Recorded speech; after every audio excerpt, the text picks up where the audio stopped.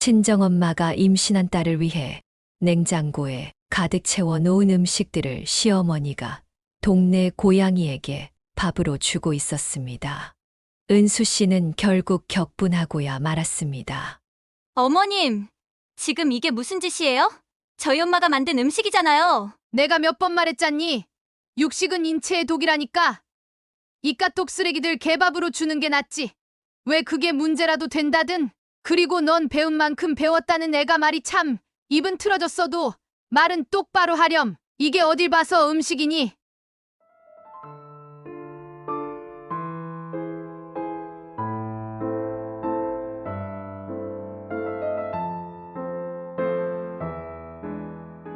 사연을 듣고 난 후 각자의 의견을 댓글로 남겨주시기 바랍니다.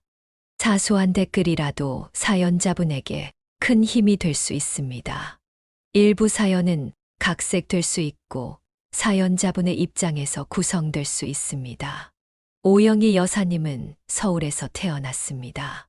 그 당시 무남동녀 외동딸로 태어난 오영희 여사님은 유복한 가정 환경에서 자랐습니다.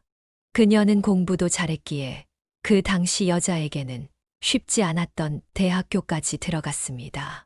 그 당시 여학생들에게 인기가 많은 가정학과에 진학했죠. 오영희 여사님 또한 가정학과에 큰 매력을 느꼈습니다. 오 여사님은 부모님에게 큰 자랑이었습니다. 대학교에 들어가서도 오영희 여사는 학업을 게을리하지 않았습니다. 그녀의 성실함과 지적인 면모는 주위 사람들에게 늘 인정을 받았습니다. 오영희 여사가 25살이 되던 해, 그녀의 아버지는 오랜 지인과 함께 혼담에 대해 이야기를 나누고 있었습니다. 얼굴도 한 번도 못 본 남자와 결혼을 해야 한다는 것이 꺼려졌지만, 오영희 여사는 일단 한번 만나보기로 했습니다. 그녀는 인근 커피숍에서 남편이 될 사람을 만났습니다. 그 남자는 훤칠한 외모와 배려심 많은 성격을 지니고 있었습니다. 오영희 여사는 첫눈에 그에게 반했습니다. 남편도 처음 본 오영희 여사가 마음에 들었던 눈치였습니다. 그렇게 둘은 1년 정도 교제를 시작했습니다. 둘이 교제한 지 1년쯤 되던 날, 남편은 오영희 여사에게 조용히 결혼에 대한 이야기를 꺼냈습니다. 영희 씨, 우리는 서로를 잘 알고 사랑하게 된 것 같아요. 이제 우리의 사랑을 영원히 이어가고 싶습니다. 저와 결혼해 주시겠어요? 오영희 여사님은 남편의 진심 어린 제안에 감동했습니다. 그녀는 눈물을 글썽이며 고개를 끄덕였습니다. 그렇게 두 사람은 부부가 되었고 2년 후 예쁜 딸 은수 씨를 낳았습니다. 은수 씨는 어려서부터 총명했습니다. 어느 날 은수 씨가 4살이 되던 해, 그녀는 이미 한글을 뗐습니다. 부모님이 책을 읽어주지 않아도 스스로 책을 읽으며 이야기를 이해하는 모습은 그 나이 또래 아이들과는 달랐습니다. 또한 은수 씨는 글짓기를 매우 잘했습니다.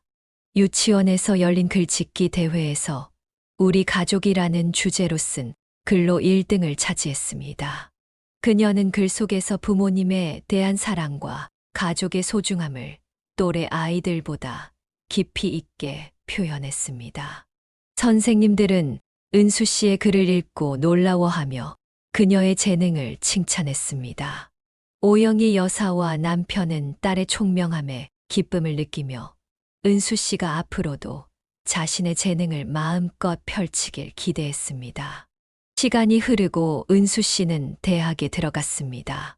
고등학교에 들어오면서 음식에 관심이 많아진 은수 씨는 식품영양학과를 선택했습니다.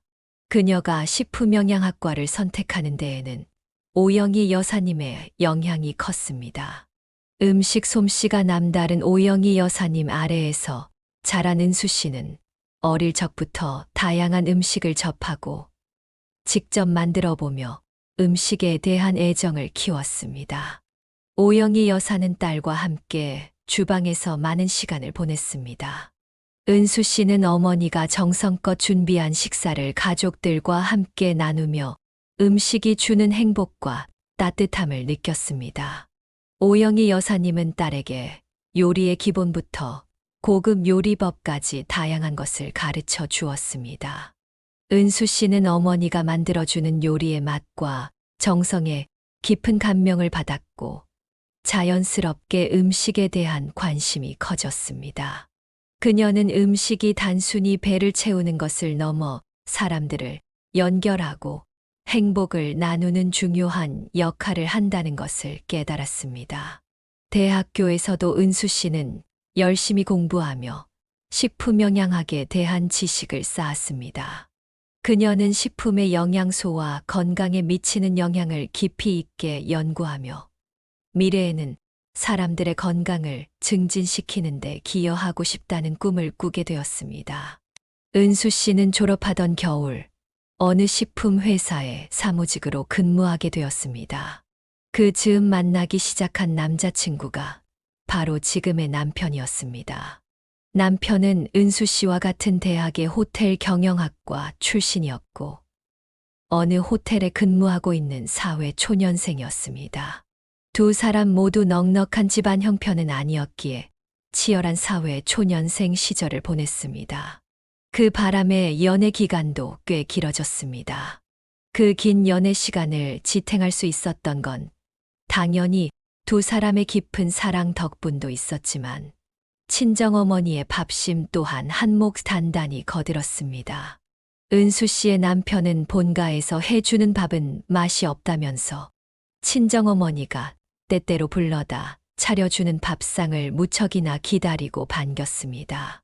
오영희 여사님과 은수 씨는 고봉밥을 매번 복스럽고 맛나게 뚝딱 해치우는 그를 보며 사윗감이구나, 남편감이구나 싶었습니다. 그렇게 긴 연애 기간이 흐른 뒤 각자의 직장에서 자리를 잡게 된 두 사람은 자연스럽게 결혼 준비를 시작했습니다. 결혼 준비를 시작하면서 은수 씨는 남편이 왜 그렇게 본가의 밥을 싫어했는지 알게 되었습니다. 원인은 바로 시어머니였습니다. 시어머니는 건강을 아주 끔찍하게 생각하는 사람이었고 본인 스스로 그 건강의 비결을 채식이라고 입이 닳도록 강조할 만큼 강력한 채식주의자였습니다. 은수 씨와 남편은 결혼식을 앞두고 상견례를 마주하고 있었습니다. 남편은 상견례 장소로 한정식집을 예약했었습니다. 한정식에는 보쌈류나 갈비찜 같은 고기들이 나오기 마련인데 그것이 마음에 들지 않았는지 시어머니는 본인이 먹을 음식들을 직접 싸왔습니다. 시어머니는 조리도 되지 않은 날 것 그대로의 채소들을 식탁에 늘어놓으며 투덜투덜 음식 투정을 늘어놓았습니다.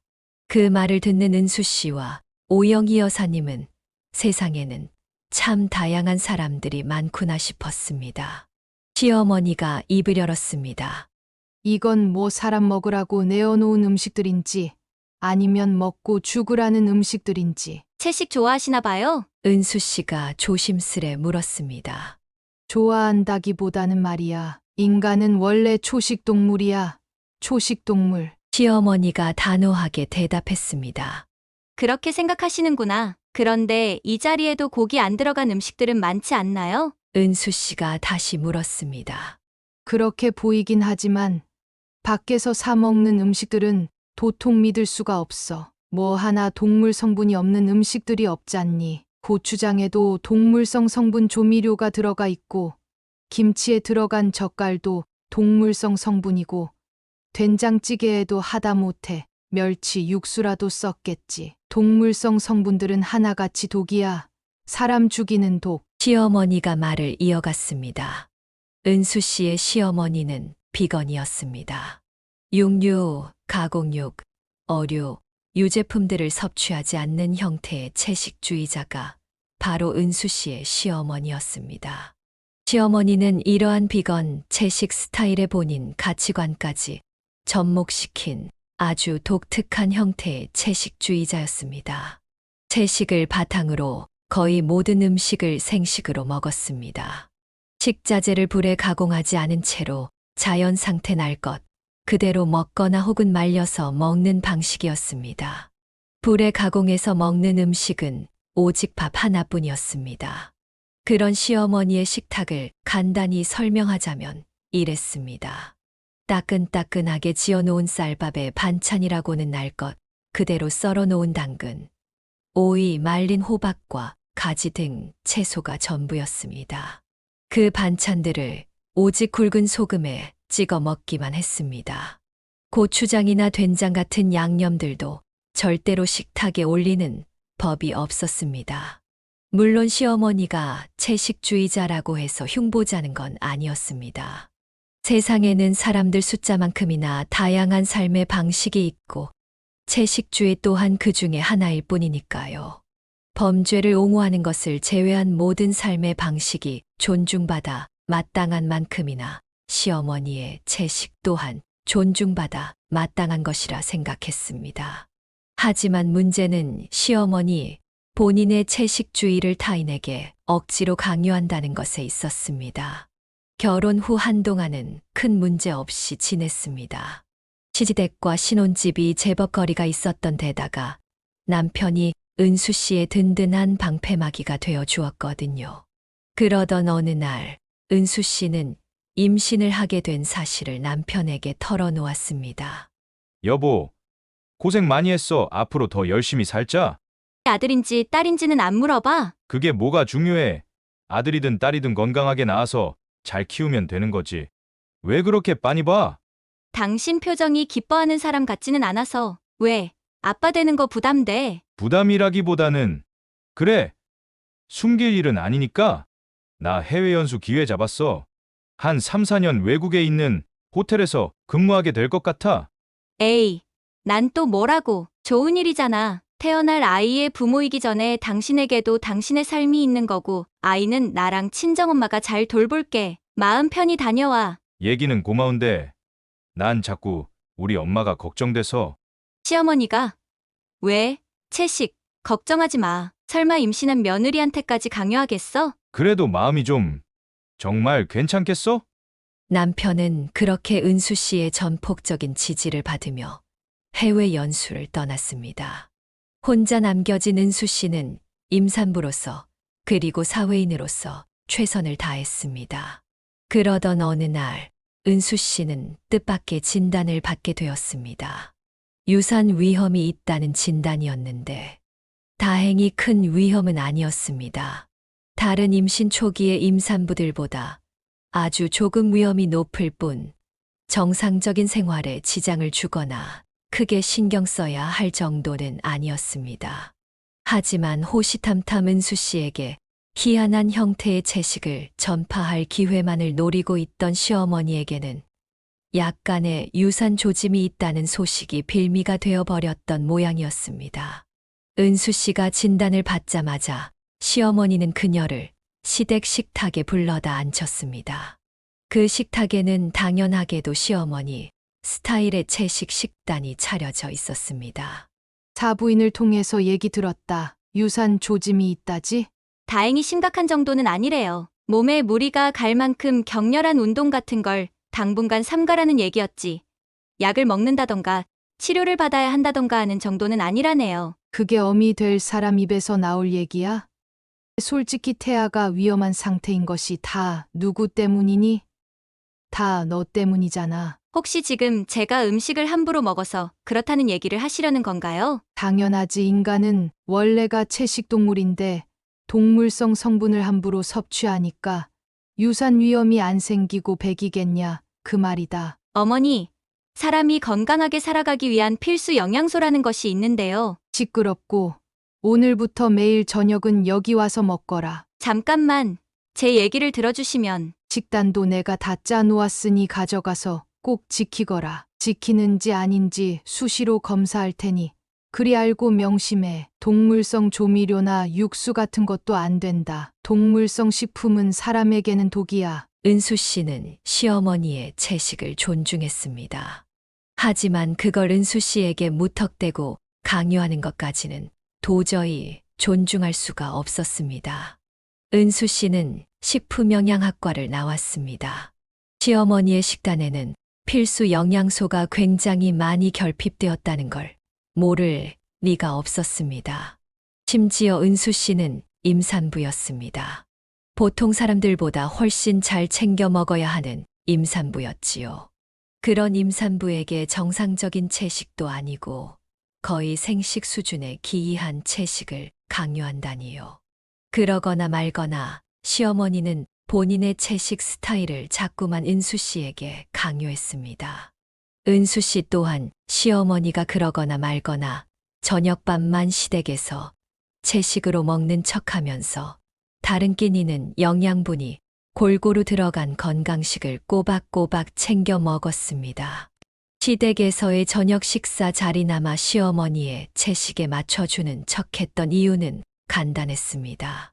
아무리 걱정할 정도의 위험은 아니라지만 어쨌거나 유산의 조짐은 썩 달가운 소식은 아니니까요. 행동 하나하나 신경 쓰이는 상황에 시어머니와의 마찰로 인한 스트레스까지 받을 수 없다는 생각이었습니다. 참 다행스럽게도 친정어머니가 은수 씨와 태아의 건강을 지키는데 아주 큰 도움을 주었습니다. 친정어머니는 임산부 딸을 위해 매일같이 새로운 반찬을 해다 주셨고, 은수 씨는 맛도 좋고 영양소도 풍부한 친정어머니의 음식 덕분에 유산 위기를 극복해 나갈 수 있었습니다.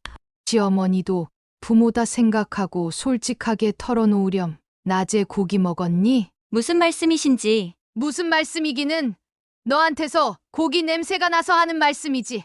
순간 은수 씨는 기겁하고야 말았습니다. 그날 점심에 소고기 뭇국을 먹었거든요.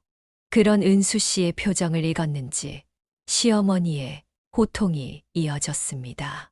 네가 이럴수록 아이의 건강을 해치는 길이라는 것만 알아도 명색이 애미가 돼가지고 뱃속에 태아를 죽이는 꼴이야. 아무리 그래도 말씀이 너무 심하시네요. 정작 태아의 건강을 해치고 있는 사람이 누군지도 모르면서. 더 말할 것도 없다. 이대로 유산하는 꼴을 잠자코 지켜보느니 옆에 바짝 붙어서 직접 돌봐주는 수밖에. 시어머니는 그 길로 짐을 바리바리 챙겨 시댁을 나섰습니다.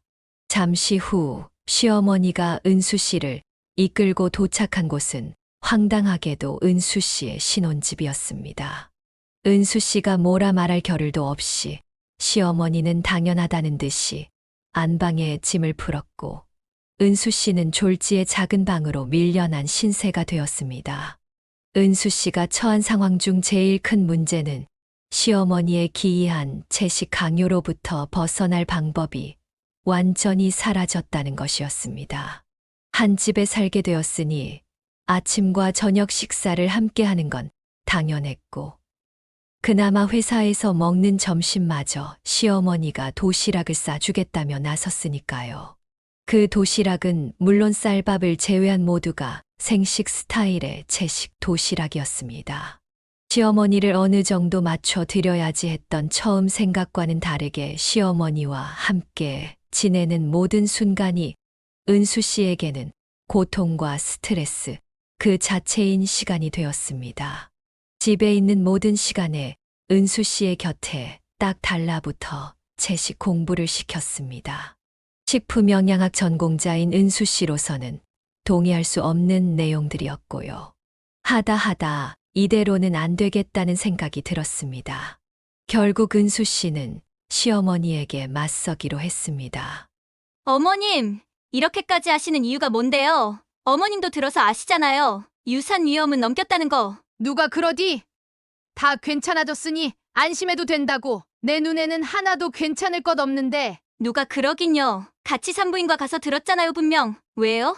말도 안 되는 채식 강요하겠답시고 이제는 전문가인 의사까지 거짓말쟁이로 만들려고요? 너 내가 꼭 그러더라. 한마디를 하면 두 마디를 알아들어야지 한마디도 제대로 알아듣지를 못해. 제가 못 알아들은 얘기가 뭔데요? 도대체. 육식 성분은 독이야. 네 입으로 들어간 독은 고스란히 태아에게 축적된다. 육식 성분은 절대로 독 아니고요. 제 입으로 들어간 영양소가 태아에게 전해지는 건 맞지만 애초에 독이 아닌데 문제될 것도 없잖아요. 오히려 필수 영양소를 충분히 섭취하는 게 중요하지. 사람은 원래가 채식 동물인데 육식 성분이 왜 독이 아니니?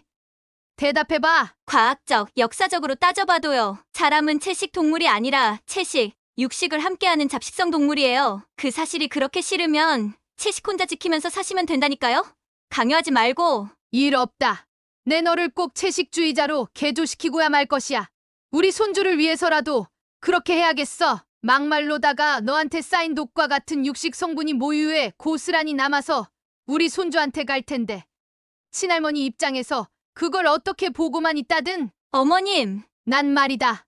우리 손주가 태어나면서부터 채식주의자이면서 몹쓸 육식 따위는 모르는 올바른 삶으로 이끌고 싶어. 그게 내 솔직한 진심이다. 은수 씨는 그쯤에서 할 말을 잃고 말았습니다. 은수 씨의 요구는 무리된 요구가 아니었습니다. 상식적으로 생각해 봐도 기껏해야 과학적으로 밝혀진 진실에 따라 필수 영양소를 골고루 섭취하며 태아와 자신의 건강을 돌보겠다는 것뿐이었습니다. 그런데 시어머니이면서 친할머니 될 사람은 입만 열었다 하면 채식을 강요하고 인간은 태초부터 채식 동물이었다느니 육식은 독이라느니 말도 안 되는 소리만 늘어놓고 있었습니다. 은수 씨는 할 말을 잃었습니다. 떠들어봤자 은수 씨 입만 아플 뿐이었죠. 그렇게 한동안 다툼의 날들이 이어졌습니다. 은수 씨가 시어머니께 시댁에 돌아가라고 넌지시 얘기를 꺼내보았지만 역시나 씨알도 먹히지 않았죠. 그러는 사이 은수 씨의 식단은 온통 기이한 채식 투성이가 되었습니다. 꽤 긴 시간 제대로 먹지 못한 데다가 극심한 스트레스까지 겪어버린 은수 씨는 결국 회사에서 근무하던 중에 쓰러지고야 말았습니다. 쓰러진 원인은 당연히 영양실조와 극심한 스트레스. 무엇보다 충격이었던 사실은 은수 씨의 영양실조로 인해 태아가 전보다 훨씬 큰 유산 위기에 놓여버렸다는 것이었습니다. 산부인과 의사로부터 진단을 듣는 내내 은수 씨의 뇌리에는 섬뜩한 생각이 스쳐갔습니다. 이대로 시어머니가 곁에 있으면 나와 태아에게 똑같은 위협이 언제든 다시 닥쳐올 수 있겠구나. 아니, 분명히 닥쳐올 것이다. 무사히 출산을 마친다 하더라도 시어머니가 나도 모자라 아이에게까지 기이한 채식을 강요할 테니 아이의 건강에도 위협이 되겠지. 그래서 은수 씨는 시어머니를 저와 태아의 곁에서 떼어놓기로 결심했습니다. 그런데 은수 씨와 오영희 여사님이 그 결심을 되새기며 집으로 돌아오던 순간 모녀의 앞에는 충격적인 광경이 펼쳐졌습니다. 친정엄마가 임신한 딸을 위해 냉장고에 가득 채워 놓은 음식들을 시어머니가 동네 고양이에게 밥으로 주고 있었습니다. 그냥 음식도 아니고 오영희 여사님이 밤을 새워가며 만들어다 주신 정성 그 자체인 음식들이었습니다. 은수 씨는 결국 격분하고야 말았습니다. 어머님, 지금 이게 무슨 짓이에요? 저희 엄마가 만든 음식이잖아요. 내가 몇 번 말했잖니? 육식은 인체의 독이라니까. 이깟 쓰레기들 개밥으로 주는 게 낫지. 왜 그게 문제라도 된다든. 그리고 넌 배운 만큼 배웠다는 애가 말이 참 입은 틀어졌어도 말은 똑바로 하렴. 이게 어딜 봐서 음식이니? 채식주의자 좋죠. 그게 뭐 나쁜가요? 사람에게는 각자의 가치관이란 게 있는 법이니까 존중합니다. 그래. 아이구야. 이제야 네가 좀 올바른 생각을. 근데 이건 아니죠. 동물성 성분이 독이라는 말도 시어머니 본인이 주장하는 이상한 채식 식단이 건강식이라는 말도 절대 동의 못해요. 자신의 가치관을 타인에게 이런 식으로 강요하는 것도 더 이상은 존중할 수가 없겠습니다. 동의할 것도 없고 존중할 것도 없어. 어른이 하는 말이니까 넌 그냥 나 죽었어 하면서 시키면 시키는 대로 따라해. 저 지금 응급실 다녀오는 길이에요. 근무하다가 쓰러져서. 혹시 고기 먹었니? 뒤에서 그러고 다닐 줄 진작에 알아봤다. 제대로 못 먹어서 쓰러진 거예요. 영양실조, 그놈의 이상한 채식 강요 때문에 받은 스트레스가 원인이기도 하고요. 저와 태아의 독은 동물성 식품이 아니라 어머님 그 자체였다고요. 너 지금 친정엄마 앞이라고 체면 세우니? 이게 어디 버르장머리 없이. 버르장머리 없을 만해서 없는 거고 앞으로는 안 보고 살 작정으로 이러는 거죠. 의절이라도 하겠다. 누구 맘대로. 유감이지만 해외 연수 중인 댁내 아드님과도 통화 마쳤네요. 참, 이제는 내 남편이지 당신 아드님이 아니라. 꼴도 보기 싫으니까 얼른 가세요. 짐은 택배로 보냅니다. 그렇게 은수 씨는 시댁과 의절을 했습니다. 은수 씨는 속이 아주 시원했습니다. 찍소리도 못하고 돌아서는 시어머니의 모습을 보며 안도했습니다. 태아의 건강을 위협했던 원인이 사라진 것이니까요. 그런 은수 씨와 태아를 위해 오영희 여사님은 무척이나 애를 쓰셨습니다. 못된 시어머니 대신 신혼집에 들어와 삼시세끼 맛도 좋고 영양가도 풍부한 음식을 해 주셨습니다. 덕분에 은수 씨는 빠르게 건강을 회복할 수 있었고 떡두꺼비 같은 아들을 순산했습니다. 세상과 바꿔도 아깝지 않을 만큼 사랑스러운 아이였습니다. 그 무렵 육아휴직을 낸 은수 씨는 아들을 돌보며 겸사겸사 새 사업도 구상하게 되었습니다. 친정어머니의 음식 솜씨를 활용한 식품 제조업이었습니다. 친정엄마의 레시피를 활용해 시작한 식품 제조업은 그야말로 대박이 났습니다. 첫째 아이가 두 돌을 맞이할 즈음에 은수 씨와 친정어머니는 이미 몇몇 급식소에 납품 계약을 체결했고 작은 공간에서 시작했던 사업은 순식간에 공장을 차리기까지 이르렀습니다.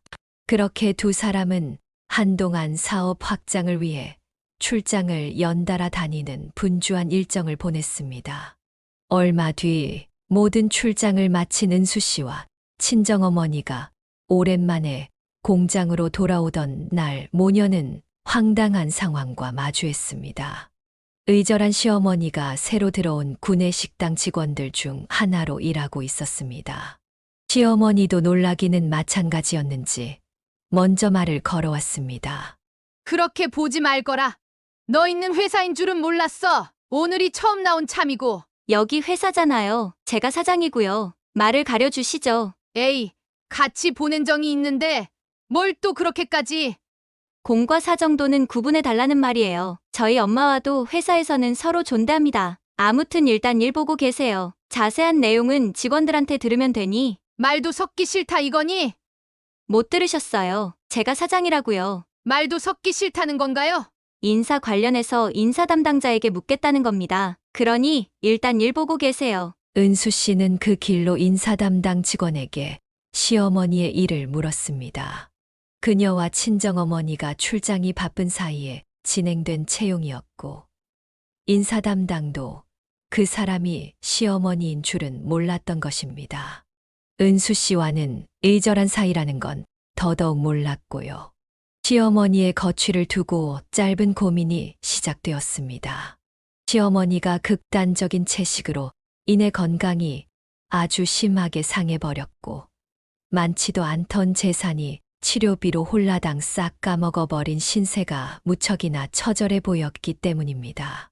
처량한 신세의 사람이 시어머니이기에 측은지심이 들었던 것이 아니라 이미 채용되어 버린 직원인 데다가 사정까지 딱한 직원을 모질게 해고해 버릴 만큼 은수 씨는 악덕 사장이 아니었습니다. 직원을 바로 해고해 버린다면 인사 담당 직원의 체면도 깎여 버리는 일이기도 했고요. 그래서 시어머니가 조용조용 일만 잘해 주었더라면 은수 씨는 고용을 유지하는 선택을 했을지도 모를 일이었습니다. 하지만 시어머니가 첫 출근을 한 지 얼마 지나지 않아서 직원들로부터 불만 사항이 접수되었습니다. 구내식당 밥맛이 영 이상해졌다는 것이었습니다. 컴플레인을 접수한 은수 씨는 곧장 구내식당의 음식 맛을 점검했습니다. 시어머니의 지시라는 감이 딱 왔습니다. 그래서 시어머니를 회사 밖으로 불러내었습니다. 구내식당 음식 레시피 건드리셨죠? 무슨 얘기를 하는 거니? 아니. 무슨 말씀이신지요? 회사 바뀌니까 말씀 편히 해도 되고요. 속일 사람을 속여야죠. 음식 맛만 보면 딱 아는데. 그러니까 있잖니. 난 그냥 우리 직원들이 먹는 음식만큼은 건강했으면 하는 마음에서 구내식당 음식이 어디가 어땠는데요? 육식 성분이 육식 성분은 독이다. 내가 이럴 줄 알았어요. 그 말하려고 했던 거잖아요. 구내 식당의 음식 맛이 변했다는 컴플레인의 원인은 바로 시어머니였죠. 시어머니가 구내 식당 레시피에 슬쩍슬쩍 손을 댔더라고요. 고깃국에 고기를 빼놓는다거나 김치에 들어가는 젓갈을 일부러 넣지 않는다거나 육수 대신 맹물을 사용한다거나 하는 식이었어요. 그러니 음식 맛이 제대로 나지 않을 수밖에요. 더욱이 기분 나빴던 건 구내식당의 식단은 회사에서 가장 중요한 것들 중 하나라는 사실이었습니다. 음식 만드는 회사의 구내식당 식사가 변변찮으면 직원들 사기가 많이 떨어질 테니까요. 은수 씨의 회사가 식품회사였기에 친정어머니의 음식 솜씨를 바탕으로 식품영양학 전공까지 살려가며 맛과 영양 모두를 만족시킬 수 있도록 신경 써왔던 구내식당이었습니다. 은수 씨는 일단 화를 꾹 참았습니다.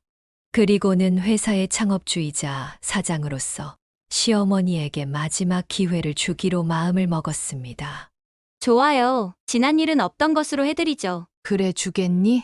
대신 조건이 하나 있습니다. 조건 어디 말해보렴. 일만 계속할 수 있다면야 들어주고 말고. 구내식당 레시피에 손대지 마세요. 채식주의를 다른 사람에게 강요하지도 마세요. 어머님의 가치관을 존중해 드릴 테니 다른 사람들의 식습관 또한 존중해 달라는 말입니다. 그럴 순 없지. 조건을 들어주실 수가 없다고요? 아무리 직원들끼리만 먹는 구내식당이라지만은 참된 현대인 입장에서 독인 것을 독이 아니라 할 수는 없다. 내 손이 닿는 이상 동물성 성분은 절대로 용납할 수 없어. 알겠습니다. 그렇다면 이 자리에서 해고 처리하는 것으로 하죠. 인사팀 직원에게 가셔서 해고 처리되었다고 말씀하시고 적법한 절차 안내받으시면 되겠네요. 해고로 인해 회사가 져야 하는 책임이 있다면 하나도 빠짐없이 모두 지겠습니다. 에이, 또 그렇게 모질게 굴 것까지야. 아닌 말로다가 나 여기 아니면 갈 데가 없어요. 이 나이에 취직 자리라고는 식당 아르바이트가 전부인데 그나마도 녹록지가 않아요. 왜 녹록지가 않을까요? 뻔하죠. 그 식당들에서도 그 말도 안 되는 채식이 어쩌고저쩌고 그렇게 하다 쫓겨났을 거 아닌가요? 유감이지만 저희 회사도 마찬가지입니다. 음식 가지고 장난치는 사람을 구내식당에서 고용할 수는 없으니까. 결국 시어머니는 그 자리에서 해고되었고 은수 씨와 시어머니는 긴 악연의 마침표를 찍게 되었습니다. 30대 중반에 접어든 은수 씨는 시어머니의 채식 강요로부터 지켜낸 첫째 아이와 그 이후에 태어난 둘째 아이를 건강하게 잘 키우고 있었습니다. 은수 씨와 친정어머니, 그리고 해외 연수에서 돌아온 남편은 아이에게 가리는 음식 없이 골고루 꼭꼭 씹어 잘 먹는 식습관도 빼먹지 않고 가르치고 있었습니다. 사업은 음식 납품하는 급식소를 더 늘리기 어려울 만큼 번창했습니다. 시어머니는 식당 아르바이트를 여기저기 전전하며 입에 겨우 풀칠이나 하고 다닌다는 풍문이었습니다. 심지어 그 식당들에서도 손님들에게 극단적 채식을 강요하다 쫓겨나기 일수인 신세라더군요. 그런데 최근 시어머니의 건강이 급격하게 나빠졌다는 소식을 들었습니다. 은수 씨는 시어머니와 미운정이 든 건지 시어머니가 측은하게 느껴졌습니다. 은수 씨는 잠시 지금이라도 관계를 회복해볼까 생각했습니다. 그런데 이내 다시 채식 문제가 생각이 나서 그 생각을 접었습니다. 은수 씨의 마음은 복잡했습니다. 은수 씨는 어떻게 하는 게 좋을까요? 사연을 듣고 주인공에게 조언의 한마디를 부탁드립니다. 사소한 의견일지라도 사연자분에게는 큰 힘이 됩니다. 노골적인 악성 댓글은 사연자분에게 상처가 될 수 있으니 삼가주시기 바랍니다.